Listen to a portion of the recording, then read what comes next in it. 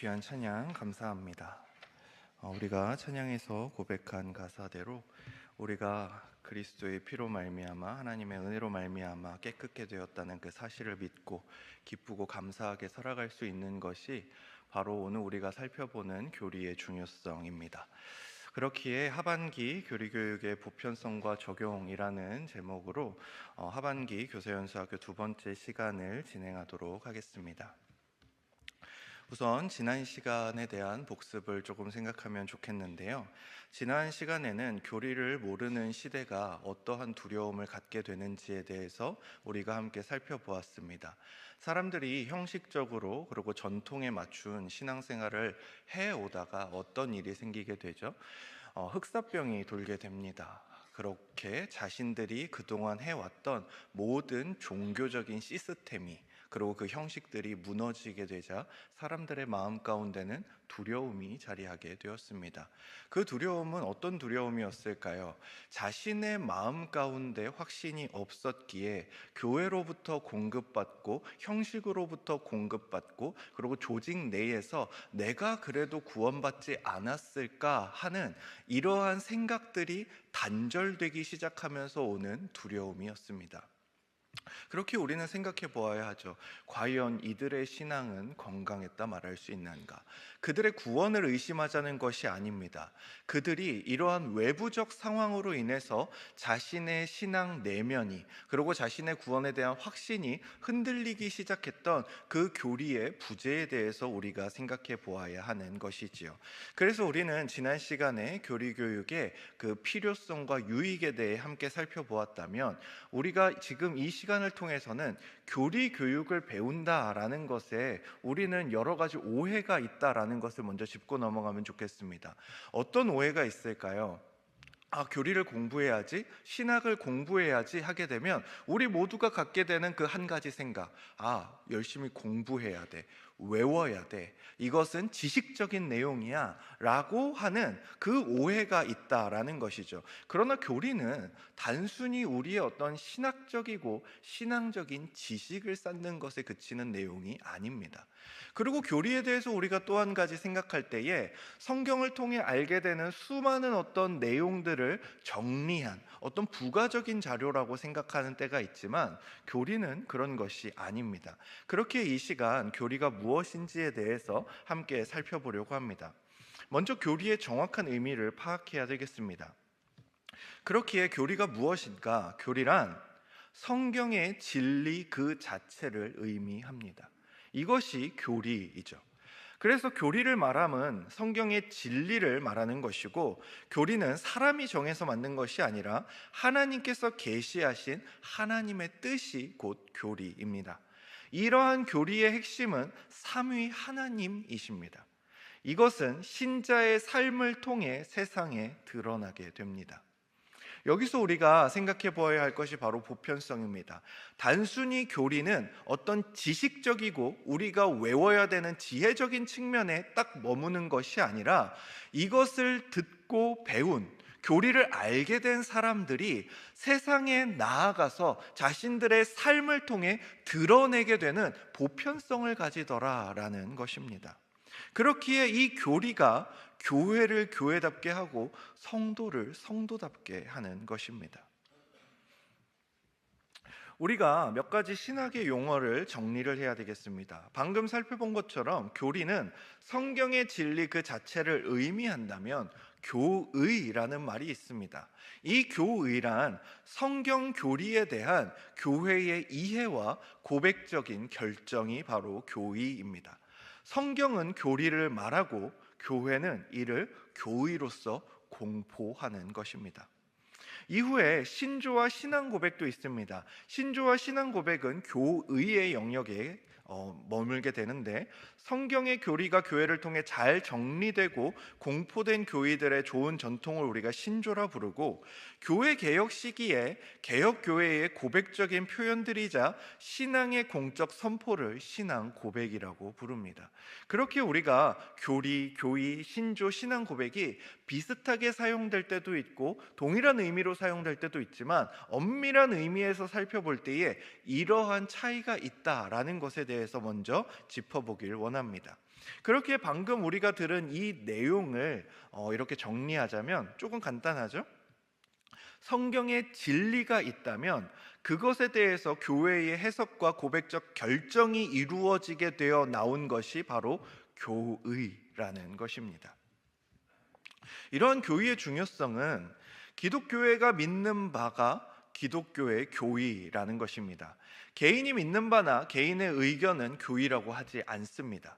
교의들은 개인의 창작물이 아닙니다.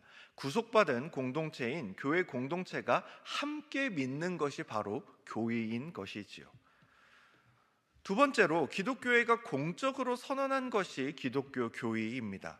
어느 시대의 교회 공동체가 그들 나름대로 믿은 바를 교의라고 하지 않습니다. 오직 교회가 공식적으로 우리는 이런 것을 믿는다고 공적으로 선언한 것이 교의인 것이지요.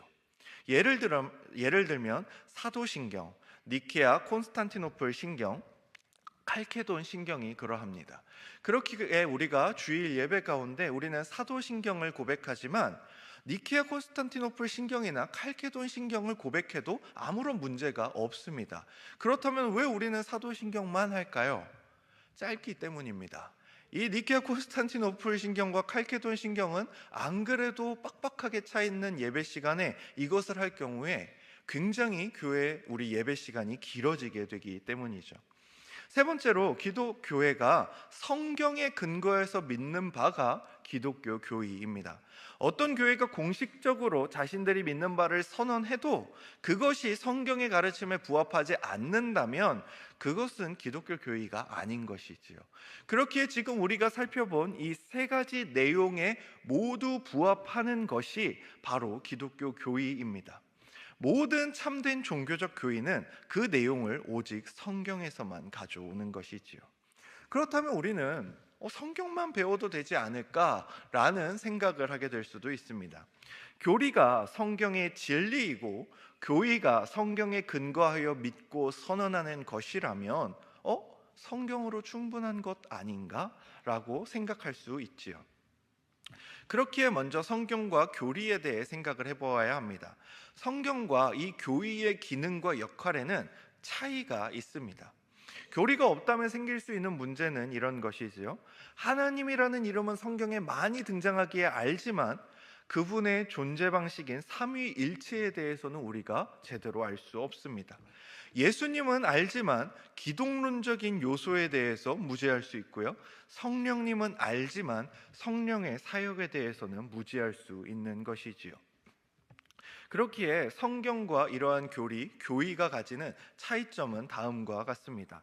성경은 개인적인 차원에서 인격에 호소하고 예수 그리스도 안에서 역사하시는 하나님의 구원 경륜에 대한 선포를 전인격적으로 접하는 것이며 사람들에게 죄의 세력이 일거일동을 실제로 지배한다는 것을 일깨워주며 죄의 세력에서 해방을 받아 구원을 얻도록 복음을 선포하고 사람 앞에 거울이 되어 자기의 참 모습을 인식하도록 하며 말씀하시는 하나님과 그 말씀을 대하는 우리 인간을 나와 너의 관계로 인식하게 하는 것이 성경의 역할이라며 교의는 본체론적인 개념으로 정의합니다. 하나님과 예수 그리스도의 존재를 정의하려는 시도를 하고요. 복음 선포의 직접성을 순수한 교리로 객관화합니다. 거울에 비친 모습 대신 중립적인 입장에서 관찰하도록 하고요. 말씀하시는 하나님과 그 말씀을 대하는 우리 인간을 모두 3인칭으로 객관화하여 인식하게 하는 것이지요. 그렇기에 이 성경과 교의는 모두 중요한데 성경의 중요성이야 더 말할 것이 없고 교의는 그동안 무시당할 때가 많이 있었습니다. 그 무시당한 때가 언제였는가? 바로 교의를 무시하여서 이것은 성경만 우리가 따라도 되는 것이지 교의는 그다지 중요하지 않다라고 말하는 사람들이 생겼던 것이지요. 그렇기에 교의를 무시하는 신앙은 방향을 가늠하지 못하며 신앙의 근거와 입장을 상실하는 맹목의 신앙에 빠질 위험이 있다라고 이야기하게 될 수 있습니다. 그런데 이러한 교의에 대해서 서로 조금 다른 이해를 가지는 경우가 있습니다. 바로 로마 가톨릭과 종교개혁으로 인해서 개신교의 영역에 속하는 바로 우리의 차이가 있는 것입니다. 로마 가톨릭의 경우에는 교회에서 공의회가 교의로 받아들인 교리 이해는 곧 성경에 대한 올바른 권위 있는 해석으로 간주하고 그에 대한 어떠한 비판도 허용하지 않습니다. 로마 가톨릭의 견해에 의하면 교회는 교리 문제를 두고는 오류가 없는 존재이며, 따라서 교회에 의하여 제의된 교의는 권위가 있을 뿐더러 변경되거나 거부될 수 없다라고 하는 것이죠. 제가 아까 교리와 교의에 대해 말씀을 드렸습니다. 교리가 하나님의 말씀인 성경이 말하는 진리 그 자체이라면, 교의는 이 진리를 보고 교회가 우리가 이것을 믿어야 하는구나를 공식적으로 선포하는 것입니다. 그런데 교회는 사람들이 모이고 사람들이 결정을 하기에 그 모든 결정은 오류가 있을 수 있다라는 것입니다. 그런데 문제는 로마 교회는 그것을 인정하지 않았다라는 겁니다. 교회의 결정이, 교회로서 하는 그 결정이 완전하고 완벽하기 때문에 이것이 틀릴 것이라는 계산이 빠져 있는 것입니다. 반면에 종교개혁자들은 어떻게 했는가? 종교개혁자들은 성경만 신앙의 표준으로 삼는다고 하고 성경을 강조하면서도 동시에 교의를 일단 성경에 비추어 이해하고 교회의 권위와 신빙성을 인정하지만, 종교개혁의 교회는 어느 시대를 막론하고 교의를 무오한 신앙 고백으로 주장하지는 않았습니다. 즉, 우리가 고백하고 우리가 성경이 말하는 것이 이런 것일 거야 라고 해석하는 그 모든 교의적인 내용에 대해서 종교개혁 시대의 그 교회와 종교개혁을 받아들이는 교회는 자신들의 고백이 무오하거나 어떠한 문제도 없을 것이라고 받아들이진 않았다라는 것입니다. 이것은 교회의 고백은 반드시 문제가 있을 거야 라고 해석이보다는 교회의 고백 가운데 우리 인간의 연약함을 인정하고 있는 것입니다. 그렇기에 항상 교회가 고백하고 교회가 선언한 교의는 성경 아래에 위치했던 것입니다. 그런데 로마 가톨릭은 어떻습니까? 교의와 성경이 동일선상에 위치하고 있습니다. 바로 이러한 차이가 있었던 것이지요. 교의에 대한 종교개혁자들의 이해를 조금 더 살펴보자면, 종교개혁자들은 초대교회 시대 공의회의 권위를 인정하였으나 이는 공의회의 결정이 성경과 일치하고 잘못된 이단 교리에 대하여 성경의 가르침을 변호한다는 뜻에서 인정한 것입니다. 루터나 츠빙글리, 칼빈은 교회의 결정을 오류가 없는 교회라는 의미가 아니라 신앙 고백이라는 의미에서 이해하기 시작한 것이죠. 따라서 그들은 교회 공의회의 결정을 초대교회가 이해하는 대로 받아들였습니다. 종교개혁 시대의 여러 교회들이 형성하고 채택한 교리를 교의라고 부르는 대신 신앙 고백이라고 부르는 것이 결코 우연한 일이 아니었던 것이지요. 그런데 우리는 그렇다면 이러한 교리, 그리고 교회가 받아들여서 공적으로 선포하는 교의가 도대체 어떤 이유로 등장하게 됐는가를 생각해 볼 필요가 있습니다. 왜냐하면 성경을 읽으면 아는 내용 아닌가? 성경을 통해서 충족시킬 수 있는 내용이 아닌가? 라는 생각이 아직도 있을 수 있기 때문이죠. 첫 번째 이유는 사도들의 죽음입니다. 로저 올슨의 기독교 신학에 이런 내용이 있습니다. 사도 요한은 기독교 신학에서 중추적인 인물이다. 왜냐하면 그의 죽음이 중요한 전환점이 되기 때문이다. 지금까지 우리는 요한에 대해 아예 몰랐거나 혹은 그저 오래 살아남은 사도 정도로 알고 있었을 것이다. 하지만 그의 죽음을 기점으로 해서 기독교는 전혀 예측하지 못한 새로운 시대로 진입하였다. 왜냐하면 이후부터 교리적인 논쟁을 비롯한 여러 문제들을 해결하기 위해 더 이상 사도에게 기댈 수 없게 되었기 때문이다. 이것이 교리가 등장하게 되는, 교회가 자신들의 공식적인 선언과 선포가 있어야 하는 교의가 등장해야 되는 그 배경이 되는 첫 번째 이유였습니다. 그동안은 어땠습니까? 서로 간에 예수 그리스도께서 인성으로 오신 것이 맞습니까? 신성으로 오신 것이 맞습니까? 아니면 그 둘 다를 갖춘 것이 맞습니까? 이런 고민들이 있을 때 누구에게 가서 물어보면 됐습니까? 사도에게 가서 물어보면 됐습니다.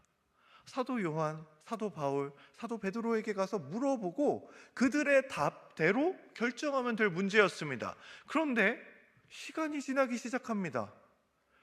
초대교회 많은 성도들은 예수 그리스도께서 곧 오실 것이라고 생각을 했는데 곧 오시는 것이 아니라 모든 사도들이 늙어 죽어가고 박해로 인해 순교하게 되고 하나하나 사라지게 되는 것이지요.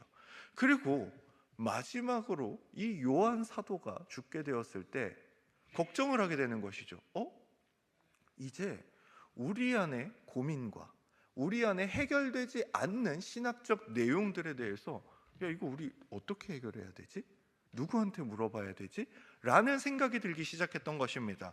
그렇기 때문에 이 사도들의 죽음은 교회가 교회로서 공식적으로 결정하고 선포해야 되는 교리가 필요하다라는 그 필요성을 깨닫게 해주었습니다. 두 번째로는 새로운 부류의 신앙인들이 등장하기 시작합니다. 이방인들이 개종하기 시작합니다. 초대교회의 첫 번째 많은 구성원들은 개종한 유대교 사람들이었습니다. 그런데 1세기 초대교회는 기독교로 개종한 이방인들의 수가 많아지게 되죠. 이 사람들은 온갖 이방신들을 믿다가 기독교로 개종한 사람들입니다. 즉 신앙의 배경이 모두 다른 겁니다. 그렇기에 이들을 가르칠 기독교 교육 방법에 대해 고민하기 시작했고 이 교회 교육은 세례 교육을 중심으로 이루어집니다. 또 기독교 가정의 자녀의 출생입니다. 초대교회에는 교회 내에서 자연 발생적으로 충원되는 세대들을 위해 스스로 개종하는 이들과는 다른 특별한 관리와 교육의 필요성을 느꼈던 것이죠. 왜냐하면 개종을 해서 예수 그리스도를 믿어야겠습니다 이러고 들어오게 되는 개종자와 기독교 가정 안에서 자라게 되는 이 자녀들에게 대한 신앙 교육이 달라야 할 필요성을 느끼게 됩니다. 그러면 개종자들에게는 무엇을 가르칠 것이며 우리의 자녀들에게는 무엇을 가르칠 것이며 신앙에 대한 수준에 따라서 어떻게 다른 교육을 할 것인가에 대한 내용을 어디서 찾아야 됩니까? 교리에서 찾아야 했던 것이죠. 초대교회에 들어온 많은 개종자들은 광범위하고 다양한 배경을 가지고 있었는데 그 결과 많은 이들이 그리스도의 이름을 주장했지만 어떤 이들이 그 이름을 해석하는 방식은 사람들로 하여금 그 메시지의 핵심을 오염시키거나 부인한다고 느끼게 만들었던 것입니다. 이러한 위협들에 대한 반응으로 장차 정통 기독교라고 알려질 기독교는 그 자체를 정의하기 시작합니다. 교리들을 재확인하기 위하여 신조, 성경의 정경, 그리고 사도 전승 등 정설의 범위를 결정하기 시작했던 것이죠. 그리고 오랫동안 기독교의 삶과 가르침의 중심 주제가 될 일련의 도구들을 개발했다라고 말합니다. 즉 이제 사도가 없어지고 교회 내에 여러 다른 소리들이 나오고 같은 성경은 진리입니다. 그런데 이 성경을 보고 서로 하는 얘기가 다른 겁니다. 이 본문은 이렇게 해석해야지. 아니야, 이 본문은 이렇게 해석해야 돼. 저렇게 해석해야 돼. 내 말이 맞아. 네 말이 맞아. 이런 말들이 교회 안에 혼재하기 시작하자 안 되겠다. 정말 성경적 해석이 무엇인지에 대해서 결정할 필요성이 있다라고 느꼈던 것이지요. 세 번째로는 교회 내에서 이러한 이야기들이 나오는 것뿐만이 아니라 이단들이 등장하기 시작합니다. 주로 영지주의자들, 몬타누스와 그 추종자들, 그리고 적그리스도의 대변자 켈수스, 이런 사람들이었는데 이들은 사도들로부터 임명된 감독들을 통하여 전승된 교훈과 실천에 이의를 제기하기 시작합니다. 왜 니들만 정통이야? 왜 니들만 옳아? 왜 니들이 말하는 것만 성경적으로 바른 해석이라고 해? 우리가 말하는 것도 맞을 수 있잖아. 우리가 말하는 게 더 맞을 수 있잖아 라고 정통교회를 대적하는 이단들이 점점점 생겨나기 시작했던 것이죠. 이들은 도무지 받아들일 수 없는 예수 그리스도는 인간일 뿐이야. 하나님은 저급한 신일 뿐이야 라고 하는 수많은 오염된 사상들을 이야기했기 때문에 교회는 와, 우리를 보호하고 지키기 위해서 정말 참된 교리가 필요하다라는 필요성을 느꼈던 것이지요. 이런 겁니다. 영지주의는 이원론, 하나님의 창조를 거부했고, 몬타누스는 엄격한 금욕주의로 가고, 자신들이 성령을 받아서 자신들이 지금도 계시를 말하고 있다라는 이야기까지 합니다. 켈스 같은 경우에는 예수의 신성을 거부하죠. 자, 이러한 내용들이 등장할 때에 정통교회가 성경에 대한 바른 진리의 내용을 정리하기 시작하였으니, 바로 니케아 콘스탄티노플 신경 내용 안에 이런 자들을 배격하는 교리적인 내용이 실리기 시작한 것입니다. 하나님에 대해 천지와 가시적이며 불가시적인 만물을 만드신 창조주이신 한 하나님을 우리가 믿으며, 무엇입니까? 창조를 거부하는 자들을 향하여 하나님께서 만물의 창조주이시다라고 선언하는 겁니다. 또한 예수님에 대해 말하죠. 참 하나님에게서 나오신 참 하나님이시오, 창조되지 않으셨고 아버지와 동본질이심을 믿습니다. 예수의 신성을 거부하는 자들을 향하여 예수 그리스도께서는 참 하나님이시다라고 고백하는 것이지요. 또한 성령님에 대해 생명을 주시는 성령을 믿습니다. 선지자들을 통하여 말씀하신 분이심을 믿는 것입니다. 즉, 이 선지자라는 것은 구약과 신약에 예언된 모든 말씀을 가리킵니다. 즉, 더 이상의 어떤 새로운 계시가 등장하는 것이 아니라 우리에게 주어진 충분한 계시가 있음을 고백하는 것이죠. 바로 이러한 내용들이 담기고 정리되는 것이 교리였던 것입니다. 그렇게 우리는 교리의 필요성과 보편성에 대해 함께 살펴보게 됩니다. 교리는 참된 기독교 신앙을 우리의 후세대에게 전달하기 위해 필요했습니다. 왜요? 여러분들이 지금 신학적인 내용들을 많이 알고 계신 것만큼 중요한 것이 무엇이냐? 저와 여러분의 생명은 오늘도 하루하루 죽음을 향해 가까워졌다라는 것입니다. 즉, 우리의 죽음의 날이 가까워오고 있고, 우리가 우리의 자녀 세대에게 더 이상 가르침을 줄 수 없는 그 날이 다가오고 있기에 우리는 무엇을 염두해야 됩니까? 단순히 내가 많이 아는 것, 내가 공부를 많이 하는 것에서 넘어서서 우리의 자녀들에게 어떠한 바른 신앙과 신학의 전통을 물려줄 것인가를 생각해야 하는 것이죠. 또한 교리는 개종자를 교육시키기 위해 필요했고요, 신자의 자녀를 교육시키기 위해 필요했습니다. 그리고 이단들로부터 바른 신앙을 지키기 위해 필요했습니다. 즉, 교리란 세대를 연결하는 보편성을 가집니다. 여러 이단들과 사이비로부터 보편 교회를, 그리고 이 공동체를 보호하고 개종자와 자녀들에게 보편적인 성경과 신앙의 교육을 하기 위해 필요한 것이 바로 교리 교육이었던 것입니다.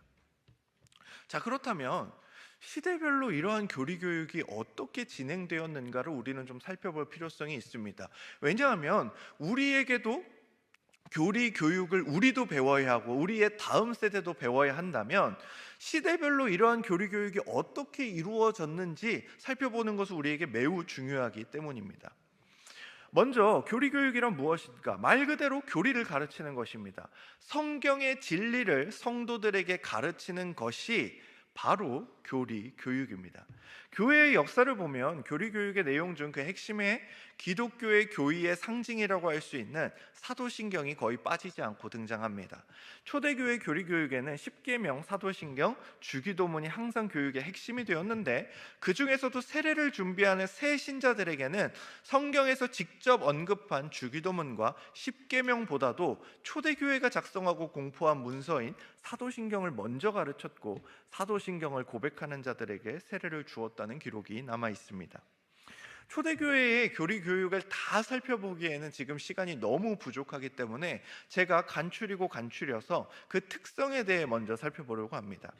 기독교 교육은 모든 교회가 절대적으로 중시하는 사역으로, 어떤 교회든 교회가 설립되면 가장 먼저 예배와 함께 교육의 틀을 잡았다고 합니다. 즉, 초대교회는 교회가 생기는 그 즉시 예배와 함께 교육, 교리 교육의 틀이 잡혔던 것이지요. 둘째로 세례와 성찬을 중심으로 하는 교육이었고, 셋째로 전적으로 예배와 연계된 교육이었습니다. 네 번째로 교육의 목표는 일치했지만 교육의 방법과 강조하는 내용에 있어서는 각 교회의 상황과 지도자의 성격에 따라 다양하게 나타났습니다. 다섯 번째로 교회 지도자들은 물론 평신도들도, 일반 성도들도 교회 교육에 적극적으로 참여하였고요. 여섯 번째로 삶의 변화를 교육의 내용 중 가장 강조하였습니다.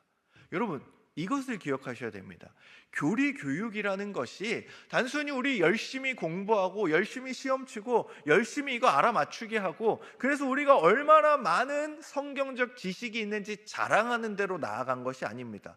무슨 우리가 도전 골든벨 하듯이, 우리가 무슨 시험을 치듯이 그렇게 교리 공부를 하는 것이 아니라, 교리 공부의 목적이 무엇이었는가, 교리를 교육시키는 목적이 무엇인가, 삶의 변화에 있었다라는 것입니다. 즉, 교리 교육은 그리스도인으로서의 삶의 변화와 뗄래야 뗄 수가 없는 교육이었던 것이고, 그렇기에 이 교육은 보편성을 담보할 수밖에 없었던 것이죠. 일곱 번째로 교리를 가르칠 때 각 교회의 특성에 따라 다양한 방법으로 수업을 진행했습니다. 학생의 수준에 따라 눈높이식 교육을 진행했고요, 학습자의 신앙적 배경을 감안한 맞춤식 교육을 시행했습니다. 여덟 번째로 교육적인 면 이외에도 기독교 변증과 선교의 역할도 함께 포함하였습니다. 즉, 나만 알고 만족하는 것이 아니라 이 기독교를 어떻게 전파할 것인가, 이 기독교에 대해서 의심을 품고 질문을 하는 그 수많은 사람들에 대해서 어떠한 답을 줄 것인가에 대해 교육에 함께 포함되어 있었다라는 것입니다. 그런데 장점만 있었던 것은 아니고요, 약점도 분명히 있었습니다. 초대교회 당시 문화적 배경으로 인해 기독교 교육 속에 플라톤주의가 정화 없이 널리 퍼지게 되었습니다. 예를 들어 이런 것이죠. 우리가 지금 2010년대 초반을 살아간다라고 한다면, 그 당시 교회 교육들이 모두 가지게 되는 하나의 고질병이 있는데 바로 성공주의입니다. 기독교 신앙이 마치 기독교 신앙을 잘 갖춘 사람들은 이 세상에서도 좋은 학교를 가고 좋은 지위에 올라가고 정말 많은 돈을 벌게 되고 행복한 일만 있게 되고 하는 이 신앙, 기복주의와 맞물려서 교육이 진행되었었기 때문에 그 당시에 열심히 공부를 한 사람들에게 무엇을 심어주게 되죠? 내가 신앙생활을 열심히 하고 있으니 하나님께서 나에게 복 주실 거야 라는 막연한 기대들을 심어주게 되는 것을 우리는 많이 발견하게 됩니다. 그렇게 이러한 사람들에게 열심히 하나님의 그 지식을 알기 위하여, 하나님을 향한 지식을 알기 위하여 또한 열심히 교회를 섬기고 봉사하였는데, 그들이 이해할 수 없는 일들과 이해하기 힘든 일들이 일어났을 때 어떠한 것을 갖게 되는 것이죠? 뭔가 부족했나? 내가 열심히 부족했나? 내가 무언가 잘못 공부한 것인가? 라는 이상한 결론으로 이끌었던 것입니다. 그런데 초대교회도 마찬가지였던 것 같습니다. 기독교 교육 속에 플라톤주의가 들어오게 되면서 기독교 신앙이 굉장히 사변적이고 철학적이게 가르쳐지는 효과를 낳게 됩니다. 둘째로, 체계적으로 정리되지 않은 교리가 각 교회별로 무분별하게 가르쳐지기도 했습니다. 그러나 이는 이 당시 초대교회가 머물렀던 그 배경을 보자면 아직 신학이 체계적으로 정립되지 않았기에 과도기적으로 나타난 문제이기도 했습니다. 세 번째로, 세례교육 중심으로 진행이 되고 교육의 사각지대가 발생했는데 바로 유아 세례를 받은 어린이였습니다. 즉, 막 몰려 들어오는 사람들을 세례를 받게 하기 위하여 교육을 하고 가르치고 이 모든 것에는 열심이었으나 교육의 사각지대가 정작 성도의 자녀들에게 발생했더라라는 것입니다. 그들을 위한 체계적인 교육이 없었던 것이 약점이었던 것이죠. 네 번째로, 교회들의 합의된 공통 교육 과정의 부재로 인해 교육 내용의 건전성에 대한 객관적인 평가가 부족했다고 합니다. 서로 무엇을 가르칠 것인지에 대해서 각 교회마다 달랐던 것이지요. 그리고 종교 개혁 시기, 즉 교회 개혁 시기의 교리 교육의 특성을 짧게 정리했습니다. 종교 개혁 시기에는 이러한 초대 교회 교육의 그런 약점들이 많이 완화되었고 많이 진보한 그런 것을 우리가 확인할 수 있습니다. 교회와 국가의 협력 사역으로서 교리 교육이 진행되었습니다. 협력하여 교회 학교를 설립하고 운영했던 것이죠. 또한 두 번째, 가정에서의 부모의 역할을 강조하기 시작합니다. 교회가 모든 것을 해줄 수 있을 것이란 신화가 깨졌습니다.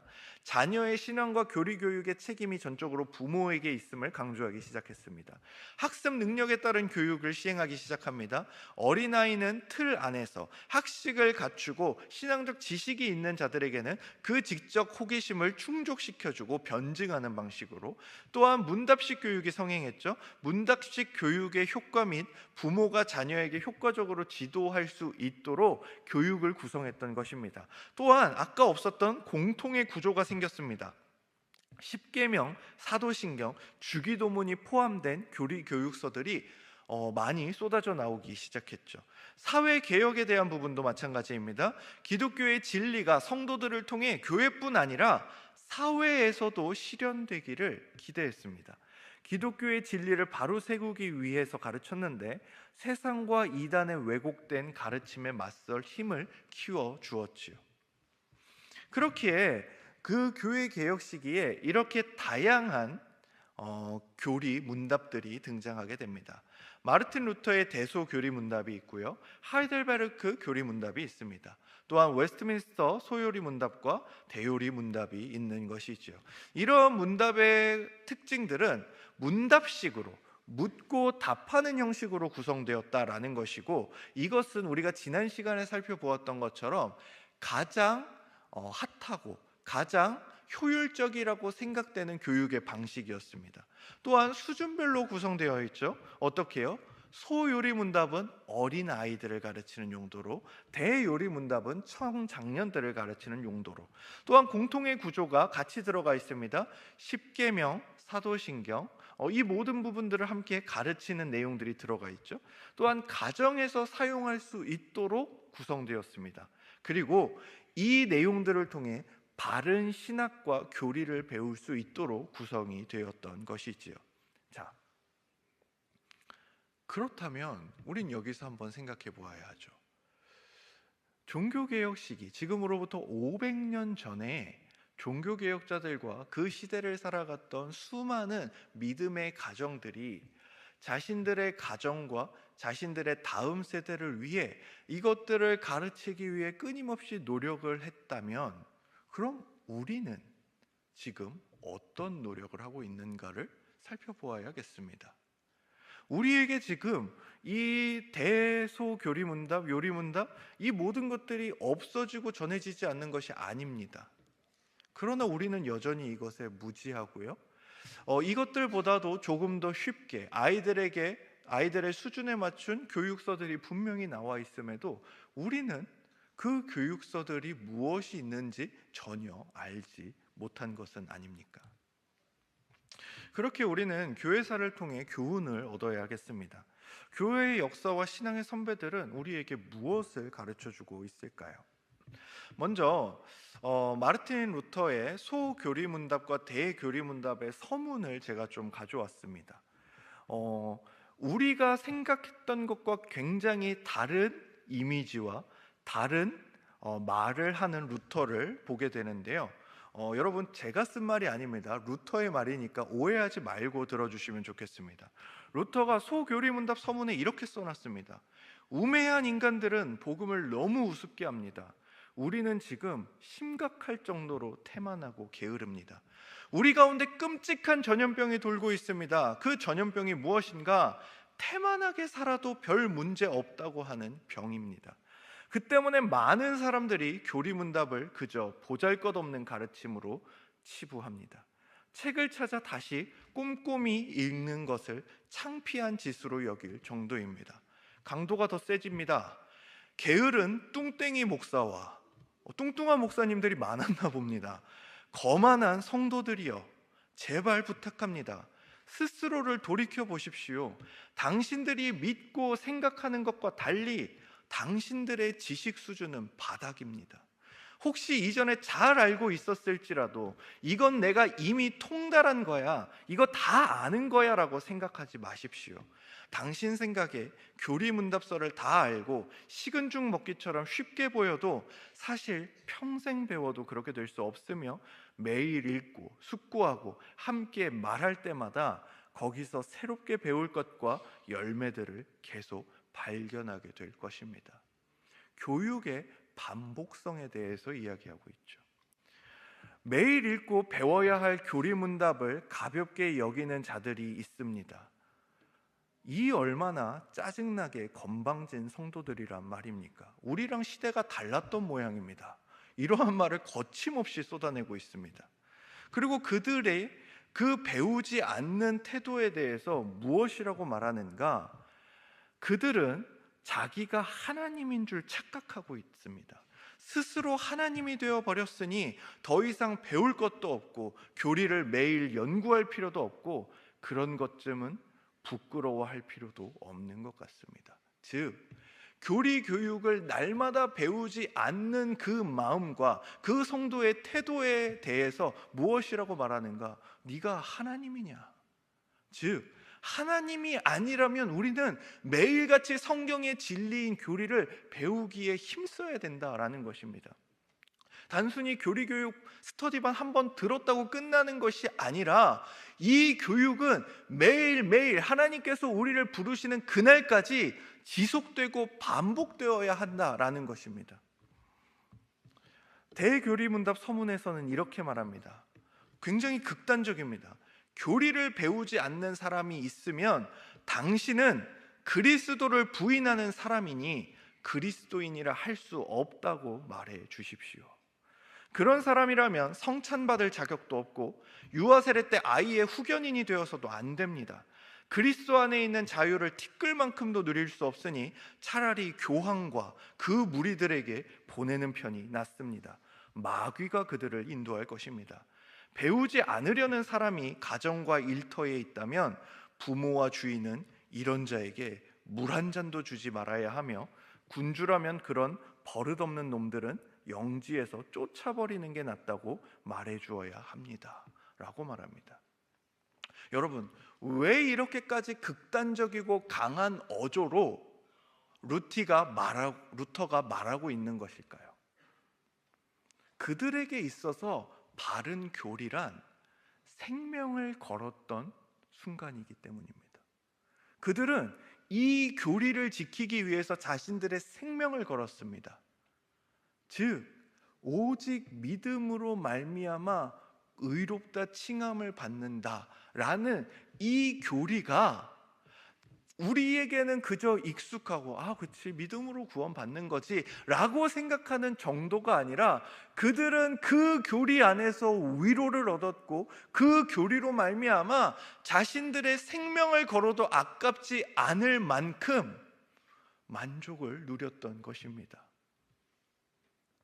그렇기에 이러한 교리를 배우는 것을 전심으로 하지 않는 자들에 대해서 정말로 안타까워하고 정말로 위험하게 여겼던 것입니다. 그렇기에 아까 우리가 살펴보았던 그 교회사에 나왔던 교리교육의 특징, 약점, 그리고 보완점, 이 모든 것들을 통해 우리는 배워야 합니다. 즉, 교회가 설립되는 그 순간부터 우리는 교리교육의 틀을 잡아야 하며 예배와 연계된 교육을 시행해야 하고요, 교회의 상황과 교육받는 이들의 각 수준을 고려한 교육이 진행되어야 합니다. 세상으로부터 쏟아지는 시대의 문화를 정화하여 가르쳐야 되고요, 기독교 교육으로 삶의 변화를 이루고 더 나아가 삶의 변화를 이루며 살아가는 그 성도 한 사람 한 사람들을 통해 사회의 변화를 소망해야 합니다. 온 교회와 교회학교 그리고 가정이 다음 세대 교육에 협력해야 하고요, 온 교회가 함께 가르치는 공통의 구조와 반복적인 교육이 필요합니다. 그리고 다음 세대의 신앙교육 및 교리교육을 위해 부모 및 교사 교육이 절실하게 필요한 것입니다. 교리교육은 단순히 신학적 내용을 배우는 것에 국한되지 않습니다. 성경을 통해 바른 신학을 배우고 바른 교회는 이를 가르치며 우리의 일생의 삶에서 그리스도인으로 살아내는 것이 진정한 교리 교육입니다. 그렇게 합신에 가면은 저 비석이 있습니다. 바른 신학, 바른 교회, 바른 생활이라는 이것이 단순한 슬로건이 아니라 초대교회의 교리 교육, 종교개혁 시대의 교리 교육, 즉 예수 그리스도께서 오신 이후로 지금까지 있어왔던 그 모든 교리 교육이 담고 있는 핵심을 말하고 있는 것입니다. 교리 교육은 성경과 분리되지 않고요, 교회와 분리되지 않고요, 삶과 분리되지 않는 것입니다. 그렇게 이제 우리는 마지막으로 다니엘 학교를 생각해보고 또한 우리가 어떻게 적용할 수 있을 것인지, 또한 2025년도부터 우리 교사분들과 또한 부모를 위해서 우리가 어떠한 것들을 조금 염두하고 있는지 함께 살펴보려고 합니다. 우리가 교회 역사와 그리고 그 교리 교육을 통해 살펴본 것처럼 오늘 우리에게도 화성교회 다니엘 학교를 위한 참된 의미의 교육이 필요한 것이지요. 제가 벌써 화성교회가 저한테는 4번째 사역지인데, 제가 각 교회를 갈 때마다 느끼는 점은 각 교회마다 특성이 너무나 다르다라는 것입니다. 교회의 사이즈도 다르고요, 분위기도 다릅니다. 그리고 그 교회가 어디에 있느냐에 따라서 구성원들이 장년이 많은지 청년이 많은지 어린아이가 많은지에 따라서도 이 분위기가 천차만별인 것이죠. 그렇기에 모든 교회에 좋은 교회 교육이라는 것은 사실 존재하지 않습니다. 각 교회에 맞는 그 교육이 필요한 것이지요. 먼저 다니엘 학교 사역을 조금 보면 좋겠습니다. 지금 다니엘 학교 사역 같은 경우에는 올해가 되면서 다니엘 뉴스, 그리고 다니엘 톡, 다니엘 가정 예배, 그리고 성경 읽기표가 새롭게 추가되었지요. 다니엘 뉴스를 통해 우리가 하고자 했던 것은 온 교회와 다음 세대를 연결짓고자 했습니다. 분명히 매주 그리고 주중의 사역 가운데서도 교회 학교의 사역은 이루어지고 있으나 우리 장년분들과 교회 학교가 한 교회, 한 예배당에서 예배는 드리고 있으나 서로가 어떻게 예배를 드리고 어떠한 사역이 이루어지는지 모르기 때문에 그것을 공유하기 위한, 그리고 그 공유를 통해 우리 아이들이 이렇게 자라나고 있다라는 것을 함께 나누기 위한 통로로서 이 뉴스가 존재합니다. 다니엘 톡은 조금 더 세부적인데 각 교육 부서와 가정을 연결하는 방식입니다. 아이들이 영아부에서 고등부까지 그 부서에서 어떠한 기도 제목이 있는지, 설교 일정은 어떻게 되는지, 어떠한 사역들을 했었는지 이 다니엘 톡을 통해 공유되고 있는 것이죠. 그리고 다니엘 가정 예배가 매우 중요한데 교육부서의 예배와 가정 예배를 연결시켜 줍니다. 그리고 성경 말씀과 교리가 함께 연관지어집니다.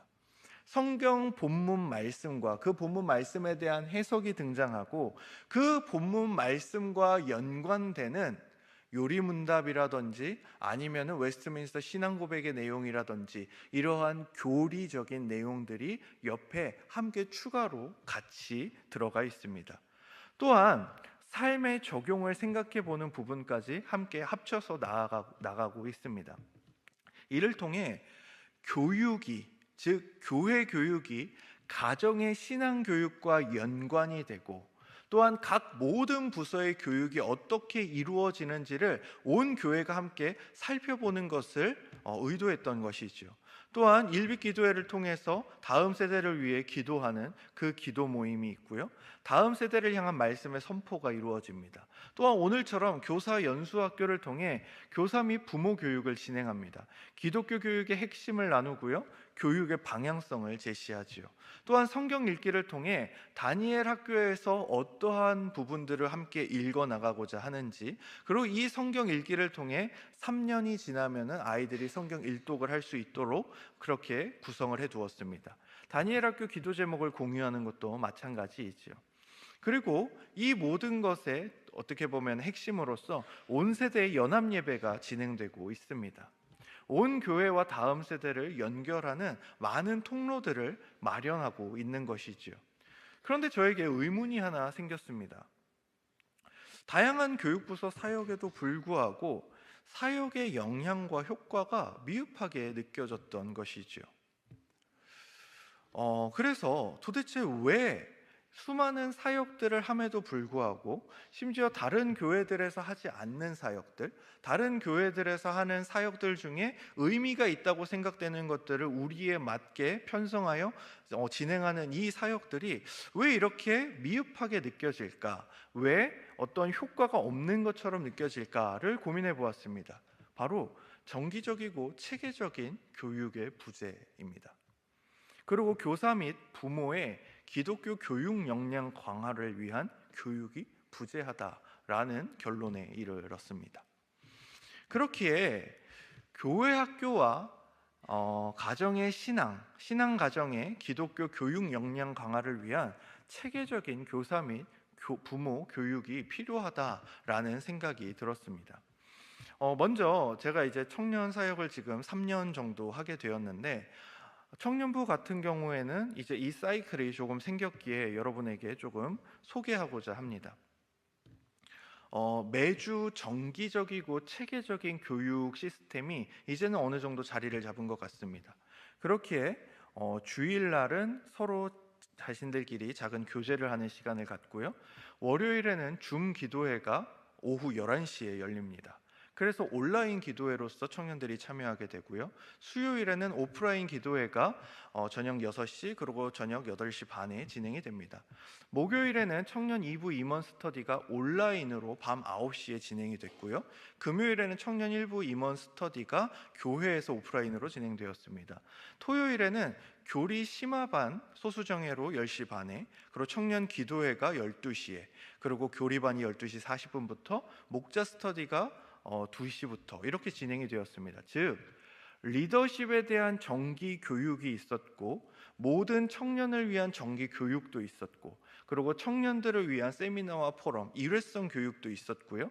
그리고 기도회가 매주 진행되었고, 그 외에도 자체 청년들의 모임이 있었습니다. 그런데 우리 다니엘 학교 사역을 돌아보게 되니 보이는 사역들과 그리고 일회적인 사역들은 있었으나 정기적이고 매주 반복되는 사역에 부재가 있다라는 것을 생각하지 않을 수 없었던 것이지요. 그렇기에 외부 사역 훈련원을 조금 참고해 보았습니다. 지금 보이는 화면은 파이디온에서 제공하고 있는 훈련 과정들입니다. 모교 교사 학교도 있고요.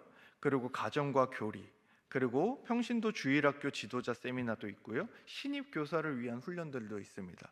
그리고 이 교사 훈련들은 매주 진행이 됩니다. 최소 6주 과정에서 길게는 12주 과정까지 있습니다. 그리고 이 모든 교육 과정에 가장 핵심적인 교육 과정이 있는데 바로 CEE라는 것입니다. Christian Education by Extension이라는 교육 과정인데, 이 CEE 과정은 여기 있는 모든 교육 과정에 다 들어가 있는 과정입니다. 그렇기에 눈에 보이시는 것처럼 총 16개의 과정이 있죠. 그런데 이 중에 한 과정들이 역시 최소 6주에서 최대 12주의 과정입니다. 그런데 무엇을 가르치는가? 기독교 교육 방법론, 그리스도인의 삶, 성경의 핵심을 파악하는 법, 교사로서의 반목양, 성경 교육 방법론, 그리스도인의 가정 회복, 기독교 교리 교육, 주일학교의 교육 방향성, 이 내용들을 가르칩니다. 즉 우리가 지금까지 살펴보았던 교리 교육이 필요한 이유와 목적에 대해서 매주 정기적으로 가르칠 수 있는 내용들을 파이디온에서 제공하고 있었습니다. 그렇기에 올 한 해 동안 이 모든 교육 과정을 다 들었고, 이제 이 모든 교육 과정에 대한 강사 자격증을 땄기 때문에 이 교육을 이제 우리 교회에서도 진행할 수 있게 되었습니다.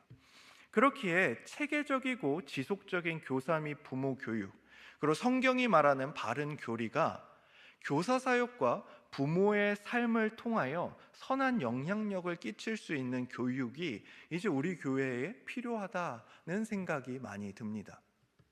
그렇기에 이제 이 교육을 언제부터 정확히 어떻게 시행할 것인지에 대해서는 이제 차차 논의하여 내년부터 시행해야겠지만, 여러분께서 한 가지 생각해 주셨으면 좋겠습니다. 아까 우리가 교리 교육에 대해서 루터가 말했던 것처럼, 그리고 교리 교육의 반복성이 필요한 것처럼, 우리가 다 안다고 생각하면 안 되는 것처럼 여러분들에게 먼저 이 교육이 필요합니다. 교사분들과 부모님들에게 이 교육이 필요합니다. 제가 교육 총괄을 하고 있다 보니 교육을 하고 있는 많은 다음 세대 지도자들을 만날 일들이 꽤나 많았습니다. 그분들을 만나고 다시금 생각하게 됐던 것은 무엇이었냐? 그 모든 분들이 한결같이 핵심적으로 하는 말이 있습니다.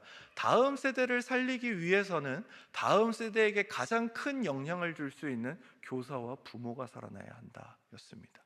즉, 교사와 부모가 교육받지 않는 이상 다음 세대를 향하여 우리가 어떠한 교육을 자꾸만 하려고 하고, 어떠한 프로그램을 시행하려고 하고, 어떠한 대단한 행사를 연다고 하더라도 이것은 단회적인 것에 그치더라라는 것입니다. 즉, 우리에게 무엇이 필요합니까? 매일의 삶을 살아가는 가정에서도, 또한 매주 마주하게 되는 교회에서도 우리의 아이들에게 참된 성경의 진리를 지속적이고 체계적으로 가르쳐줄 교사와 부모가 필요하다라는 것입니다. 그렇게 교사와 부모의 영향력은 엄청납니다. 그 한 명 제대로 세워진 교사를 통해서 분반 공부와 신방과, 그리고 전하는 내용의 바른 신학이 살아나게 되고요. 그리고 부모를 통해서는 아이들이 성경적인 바른 생활이 무엇인지, 바른 삶이 무엇인지, 가정에서 예배를 드린다는 것이 무엇인지, 그리고 사람과 사람 안에서, 가정 안에서 부모와 자식 간의 신앙의 교류와 신앙의 대화가 무엇인지를 배우게 됩니다. 그리고 이 둘을 통해서 좋은 신앙의 모델을 깨닫게 되고요. 그리고 우리는 그것이 바로 바른 교회 공동체라는 것을 깨닫게 되는 것이죠. 그렇기에 하반기 교사 연수학교를 끝맺으며 여러분들에게 한 가지 도전하고 싶습니다. 우리는 가르치는 자임과 동시에 가장 먼저 배우는 사람들이 되어야 합니다. 이제 내년도부터 교회 학교와 그리고 교사, 그리고 부모를 위한 다양한 교육들을 우리 화성교회에서도, 그리고 다니엘 학교에서 제공하려고 합니다. 제공되는 것에 가장 중요한 것은 함께 많은 분들이 참여해 주셔야 되고, 많은 분들이 이 배움의 자리를 사모해 주셔야 합니다. 그리고 이를 위해 기도해 주셔야 합니다.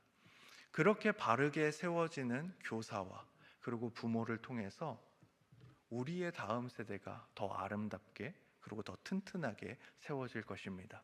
이 모든 사역을 위해서 여러분들 교사로 많이 지원도 해주시고요.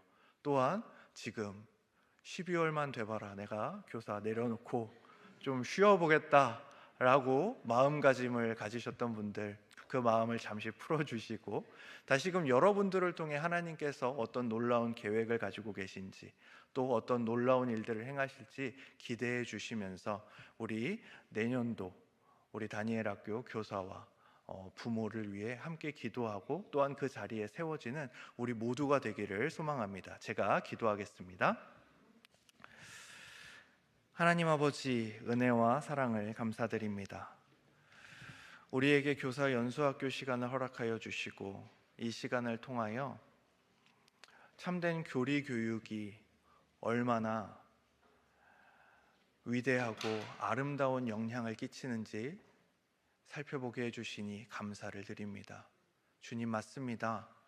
우리가 참된 성경의 진리인 이 교리를 배우고 그 배운 대로 삶을 살아가며 그 배운 것을 우리의 다음 세대에게 전할 때, 우리가 걱정하는 그 다음 세대가 단순히 우리의 걱정대로 흘러가는 것이 아니라 하나님의 그 놀라우신 은혜와 함께 하심으로 더 굳세게, 더 튼튼히 자라갈 줄 믿습니다. 주님, 그 모든 과정 가운데 수고하고 헌신하는 모든 교사와 또한 부모님들, 그리고 온 성도들을 기억해 주시고, 우리가 단순히 이것을 멀리서 지켜보는 것으로 끝나는 것이 아니라 이 다음 세대를 위하여 헌신하며 그들을 가르치기 위해 먼저 배우며 먼저 주님 앞에 그 주님을 아는 지식을 더욱 알기 위하여 애쓰는 우리 모든 다니엘 학교 교사와 부모 될 수 있도록 역사하여 주시옵소서. 감사를 드리며 우리 주 예수 그리스도의 이름으로 기도드립니다. 아멘.